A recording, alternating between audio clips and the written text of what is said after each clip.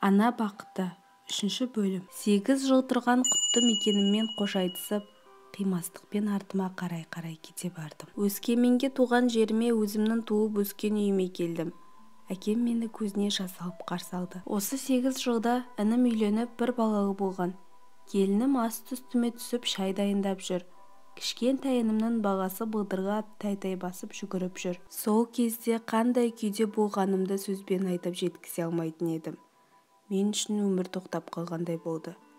Ата-анамның жұбату сөздері менің қас қабағыма қараған інім мен келінім ештеме әсер етпейтін. Тірі өлік секілдедім. Әкем ажырасу жағын қолға алды.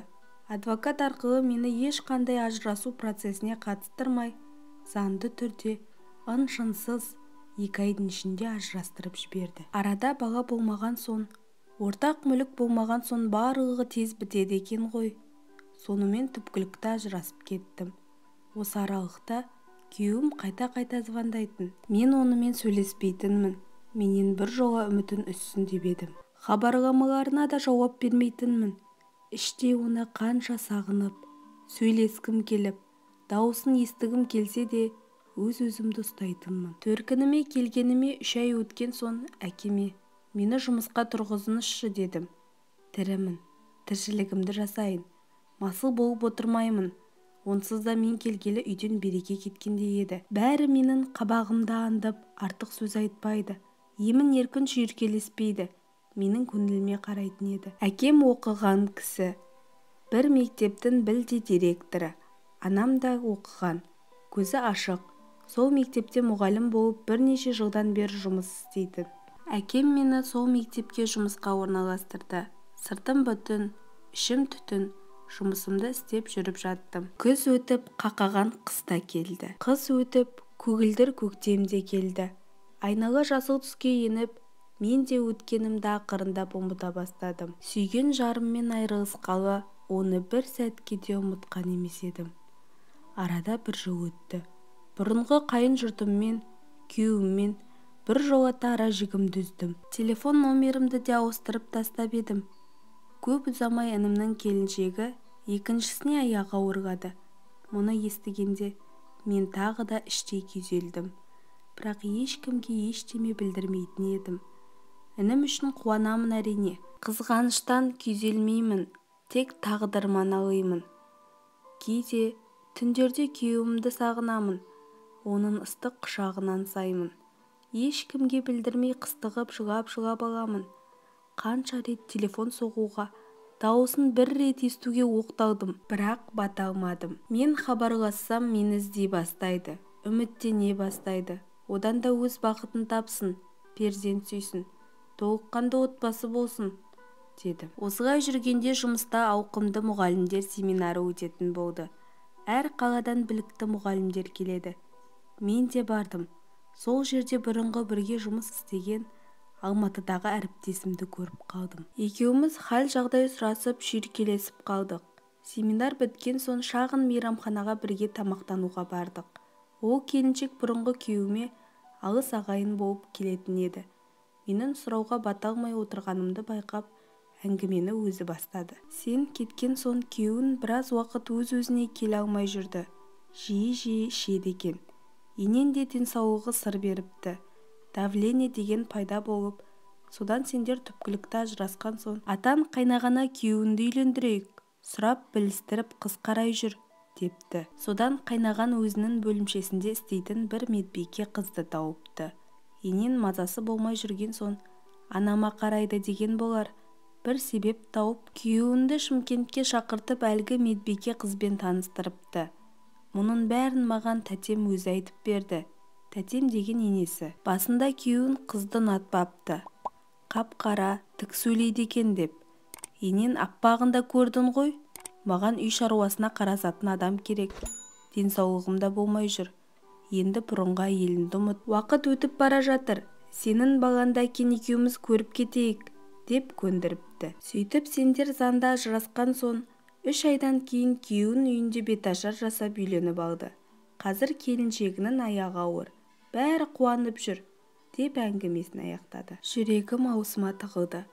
Ащы өксік өзегімді өртеді. Жанымның бағы ашылыпты ғой дедім. Бақытты болсын, олар үшін қуаныштымын деген екі ауыз сөз көмейге тығылып, дауысым қырылдап әрең айттым. Өз-өзімді әрең ұстадым. Ал әріптесім, иә, сенің де қалағаның осы емес пе? Өзің осылай болсын деп кетіп қалдың емес пе? Деп даңғырлап әңгімесін айтып отыр. Айтуға оңай ғой. Менің іштей қалай қиналатынымды жан адам білмейді. Тағдырым солай болды. Қайтемін енді. Жақсы көрген адамымның бағын қалай байламақпын. Мен болмасам да сол бақытты болсын. Сәби сүйіп өсіп өнсін. Жаным менің, сүйгенім аман жүрсін. Сонымен әріптесіммен жылы қоштастым. Мені көргеніңді айтпай-ақ қойшы, деп уәдесін алдым. Енді менің жаным мен үшін жоқ. Маған енді өмірімді реттеп тіршілігімді жалғастыру керек. Атанам бауырларым үшін өмір сүруім керек. Бұл әңгімені үйге келген соң анама айтып бердім. Анам бір күрсінді де қойды. Екеуміз сөйлесіп отырғанда інім кіріп келіп, неге мұңайып отырсыздар? Деп сұрап еді. Мен естігенімді айтып бердім. Ол таң қалды. Сонда сенің кеткеніңді күтіп жүр екен ғой бәрі. Орнын суымай жатып-ақ үйленіп алыпты. Сүйем күйем дегені қайсысы? Деп ашуланып кетіп еді. Анам оған басу айтып, қойшы болды, ашуланбашы, қайтесің? Бұл әпкенің шешімі, оны құрметтеуін керек, деп оны сабасына түсіруге шақырды. Інім ашуы басылып менен кешірім сұрады. Әпке, сен де бақытты болуға лайықсың, үмітіңді күдерін үзбе, деп көңілімді аулап жатыр. Бұл әңгімені әкем де бәрі естіді. Мейлі, бақытты болсын, деп шын көңілімізден бұрынғы күйеуіме бақыт тілеп қала бердік. Уақыт деген жүйрік қой шіркін. Көп ұзамай келініміз босанды. Екінші рет ұл тапты. Бәріміз қуанып жүрміз. Анам екеуміз дастархан жайдық. Інімнің жұмысындағы коллективі құттықтап келмекші еді. Ал інім түстен кейін перзентханаға барып, келіншегі мен баласын әндетіп, күйлетіп үйге шығарып алып келді. Олар келген соң келінімнің қолындағы сәбиді алдым. Қандай кішкентай, қуыршақтай қызылшақа нәресте. Иісі қандай. Үйдің ішінде жаңа туған нәрестенің жұпар иісі аңқып кеткендей болды. Не деген керемет. Сол күні мен ерекше толқыдым. Інімнің баласын құшарлана иіскеп, қолымнан тастағым келмей жүрді. Кеште болды. Інімнің әріптестері де келді. Інім жеке фирмада жұмыс істейтін. Көп қабатты үйлердің подъезіне есік, домофон, видеокамера орнататын. Сонда істейтін шағын коллектив екен. Бастығы да келіпті. Ұзын бойлы, ірі денелі, жасы шамамен 40-тан асқан, салмақты жігіт ағасы екен. Бәрі дастархан басына жайғасты. Анам екеуміз жүгіріп қызмет көрсетіп жүрміз. Бір кезде әлгі бастығы, апа, сіздер де отырсаңыздаршы, деп бізді отырғызып тілегін айтты. Мынау менің көрімдігім болсын. 10 мыңдық бір қағазды анама ұстатты. Үлкен бір пакетті балаға комплект киім екен, келінге деді.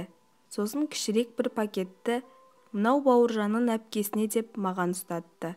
Мен таң қалдым. Әкеме де сыйлық берді. Тойға киіңіз деп брендовый жиде ұсынды.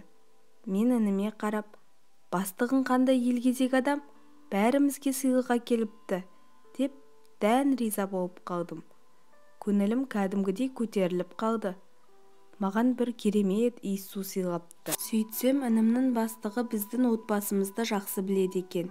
Мен тұрмыста болғанда туған күн кештеріне келіп тұрады екен. Ініммен жақсы қарым-қатынаста, тек әріптес ретінде ғана емес, дос адамдардай сыйласады, сырласады екен. Мен жайлы да естіп білетін сияқты. Қонақтар жақсы отырып, ақ тілектерін айтып, қош айтысып үйді-үйлеріне қайтты. Тек інімнің бастығы ғана қалып қойды. Мен ас бөлмеде ыдыс-аяқты жинастырып жүрген болатынмын. Анам, әкем жаңағы інімнің бастығымен қонақ бөлмеде ыстық шай алғызып ішіп отырған. Ал інім келіншегінің жанына барып үлкен ұлын ұйықтатып шығамын деп кіріп кеткен болатын. Бір кезде мені анам шақырды. Қолымды сүртіп жандарына барып едім, әкем отыр деп меңзеді. Орындыққа отырып едім, әкем сөз бастады. Қызым, сен жас емессің. Мына Болат ағаң да жас емес. жігіт ағасы. Осыдан біраз жыл бұрын әйелі науқастанып қайтыс болған. 2 қызы артында қалған. Үлкенін анасыз, жалғыз өзі ұзатып құтты орнына қондырды. Кенже қызы қолында мектепті бітірейін деп отыр. Сені қайтып келгелі 2-3 рет көрген сыртынан. Айтуға бата алмай жүр екен. Баукошқа айтқан екен, шет жағасын. Оны ата-анаммен, әпкеммен сөйлесіңіз деген екен. Бүгін орайы келіп осы аған саған сөз салып отыр. Өткен өмірін жайлы біледі. Екеуін де жас емессіңдер. Жалғыздық Құдайға ғана жарасады. 2 жарты бір бүтін болса қызыңызды ренжітпеймін деп отыр. Дегенде мен не дерімді білмей, бетім ду етіп қызарып, төбемнен жай түскен күйде орнымнан қозғала алмай отырып қалдым. Жалғасы бар.